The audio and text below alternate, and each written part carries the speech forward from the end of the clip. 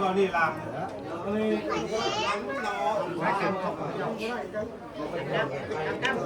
ก็ไม่ได้คนไม่แล้วนี่บ้านเขาไว้นี่บ้านเขาไว้แล้วมาตัวนี่ตู้เขาแล้วเจ้าน้ำคนข้าวเขาเจ้านี่ข้าวบุรีเผาข้าวลูกเคยลูกวันลูกนะมึงนะลูกเขานะ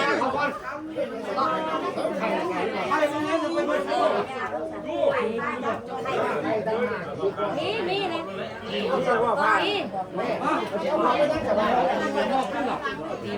มีแต่ทางไข่อยู่ใน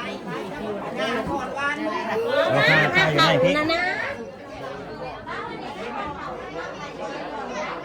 อันนี้คือที่นอนเจ้าบ่าวเจ้าสาวพี่น้องเอ้ยคือสนามรบเขามาก่อนเขามันแม่นแนวอยู่ป่ะนี่หัวหนังพี่เนาะเนี่ยพี่เด้อนังแล้วมันถึงที่ถึงข้างนั่นนิ่มจ้านะน้ำลึกแม่หนูเลยหัวต้องอยู่ข้างเหนือเนาะนี่ยังเงยไว้ถ้ามาปั้นกระปอมได้อัดกันหนึ่งมาผมจะป้อนใครนั่นก็นักจะเต็มเพราะว่าอยากแค่ญาตินั่นเข้มเลยเป็นญาติใส่น้ำแกะอันกูว่าน้ำมาซีใกล้ๆเนี่ยผมบอกมันพอดเนาะได้ก็ได้ตัวอยู่พุ่นบ่ค่อยเจ้าสาวนี่ก็ใส่อันมักทิพแม่อยู่ข้างหลังโอ้ยหนูเอ้ยกูได้ขึ้นก่อนมึงเลยว่าดูเด้อคุณให้ผู้ป้อนบิได้ไหมมีรถเจ้าเองแล้วกับพี่หายจากที่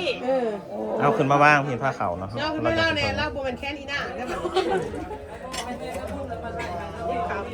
บอกร้องน้ำปลาเนาะได้จังหัวทั้งคุยแก้วละลายเนี่ยเด้อมันซิจะจับแน่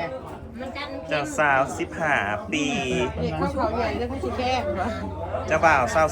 ไปก่อนอยู่บ้านน้องย้อนนี่ห้อยเจ้าสาวนี่แก้วกับเกลือนี่ห้อยเอานวดปัดเข่าไปเลยนั่นนี่บอกเธอบอกมือขวาป้อนไข่ไอ้มือซ้ายป้อนไข่น้ำยังไงเอาแหละมือถูกต้องต้องจำก่อนได้จำต้องจำกับเข่านั่งจำแจ้งจำหัวดิใส่เข่าได้สาวนะแม่เข่าเอาเข่าก่อนสีลายคำอะไรคำบอกโอ้ย3 คำแต่ว่าอันก้อยนะบุรคำเขากับบุรคำแล้วก็บุรคำเลยให้3เถื่อป้อนมึงได้มาเก็ตในวันเลยคำเดียวเลยแหละจำแล้วแม่คำเดียวจำเลยใส่แก้วกับนาดุดใส่แก้วกับเกลือจำแล้วนี่จำพ่อว่ามันถึงตายมึงตายเอากับแมวมันเนาะได้ให้พ่อเข้มก็ได้ให้เลือได้เจียวกับเกลือน่ะกินเด้ออย่างนั้นกินได้ลูก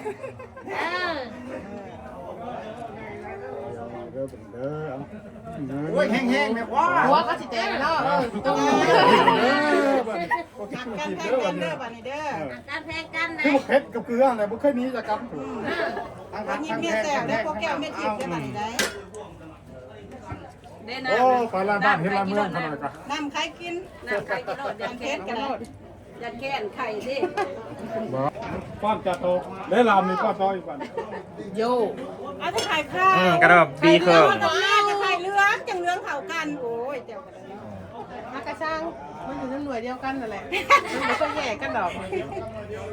ก็ไปจะให้แยกกันเลยมีไข่ดอกไข่เลื้องน้ำเก็บไปเองหมด2 กิโลน้องวานยิ้มดูค่ะเนี่ยมาพี่วางตา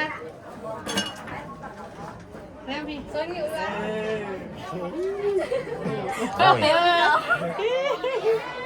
อย่าเส้นแล่นคือพ่อว่านะชุดแหละชุดแล้วจากพ่อว่า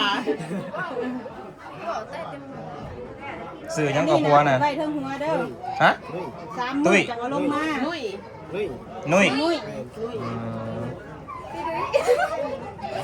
กับต่างหลังแม่โทรมาโอ้ยหวานเนาะวันมื้อนี้เป็นวันของอีหวานมื้อนี้เมียน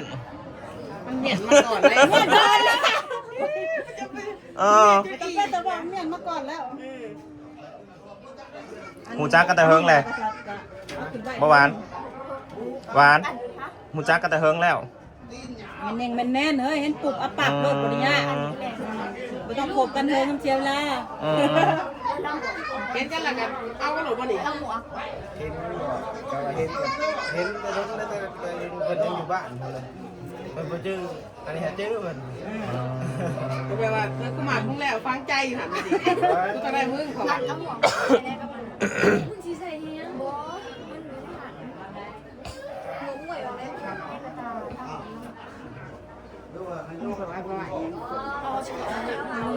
แม่ซ้อนแม่นี่แม่ซ้อนแม่ซ้อนมาดิ เอาข้าวกับมาดิไม่ถึงได้จ่อ มาส่วนมาส้มหน่อยกว่าอีแม่เอ้ย สิว่าส้มตอนต่อไปบ่ เอาตัวนี้แต่ว่ามัน พ่อได้แล้วก็ออก ยังป่านนี้ผู้เฒ่าผู้แก่ให้กระสั่งสอนพามือใส่กันแหละ ใส่แต่ตอนนี้แล้วใจให้หมู่เบิ่งลักษณะเขาว่าอย่างก็คือผู้กับมือที่เขาจะว่า คนปมือ เออ ที่เขาจะ เอาแมนตีเอาในนั่นติแม่ผูกใส่โปมือ หลัง อากระเห็น ไปเฮ็ดไข่น้ำผัวผัวจะเลี้ยงไปไทยอยู่บ่ไปเลยค่ะ ยังบัตรประทันบัตรประทันบัตรนี้ก่อนนะ ว่าเขาว่าผูกกันผูกใส่โปมือวะ ผูกมีกับผูกใส่กับผูก แม่เขาหากระเห็นนี่แล้ว ก็เห็นกันแล้วทางกระเจ้าไรไปบ้านกลางกูชี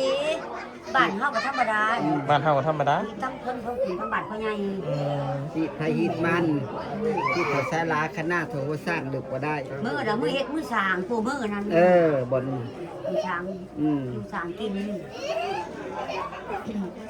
อย่าแซนแลนบอกมัน บอกกันได้ผูกแขนหน่อยมึงจะเตลิดเตลิดเลยมึงจะเต้น เรา ผูก ได้วันนี้เปลี่ยนแปลงวันนี้ มึงเด็กกลัวเลยมึงบ่ต้องเต้น ยินบ่มึงจะเต้นผูกใกล้จะผูกเรือมีผูกเพื่อพักนอนอยู่บ่อน ตื่นแต่เด็กลูกเต้า จะเล่นแดดอ่อนๆพักครับเขาบ่อนนอนเด้อ โอ้ยแดดมืดร้อนแดดร้อนสิพากันเขาบนนอนกันสิว่าทุกสิแลนด์ทุกมื้อ ว่าอยากนอนเห็นมึงเป็นคนบอก เป็นเห็ดนะเป็นตาเห็ดหน้าเก่งอยู่ดอกพวกมันอะไร ได้นะ อีพอสบายแล้วปีนี้ แม่ ใครเป็นตะวันเป็นตะวันใครชนะกันเขาแค่อุวัน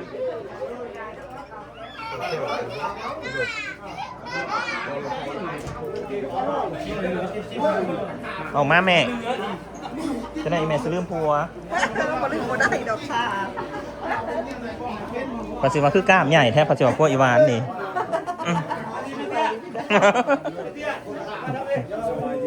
โดย ปะเทียนขีดบ่แล้วบ่เลย กล้ามมักใหญ่เลยพวกพวกอีวาน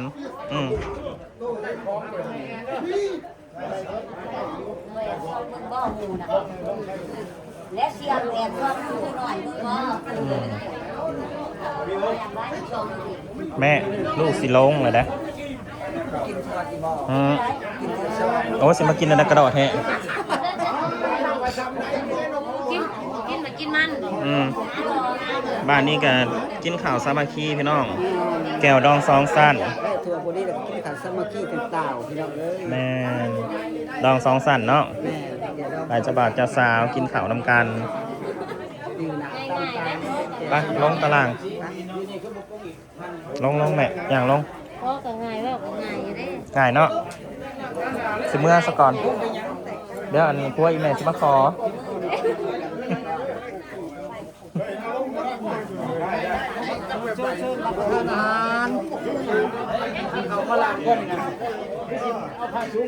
11 โมงแล้ว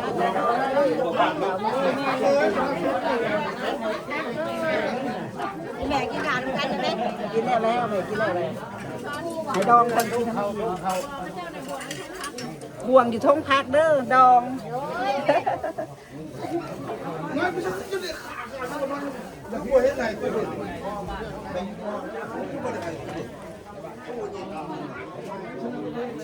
แม่เกิบลูกยังคือเก่าอยู่บ่ เ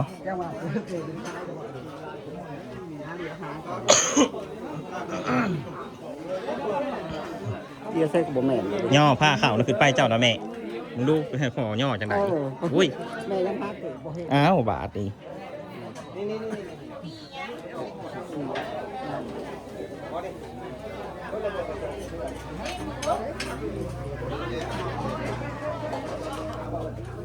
ใช่โอ้ย เจ้าใส่แบบได้สมานั่นโอ้ยจะเป็นขาดล่าสุดเกือบเจซ้อนเสีย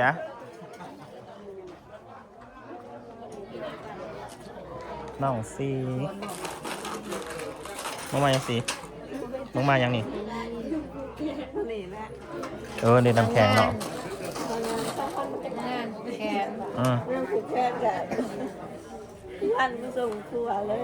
ก็เลยบอกว่า อืม ก็บอกว่า อืม ทำไมทำผมมาโลกทั่วคือไปถึงนะ แม่อยู่บ่แน่นอนแล้วเกือบจะนำบ่คือหมู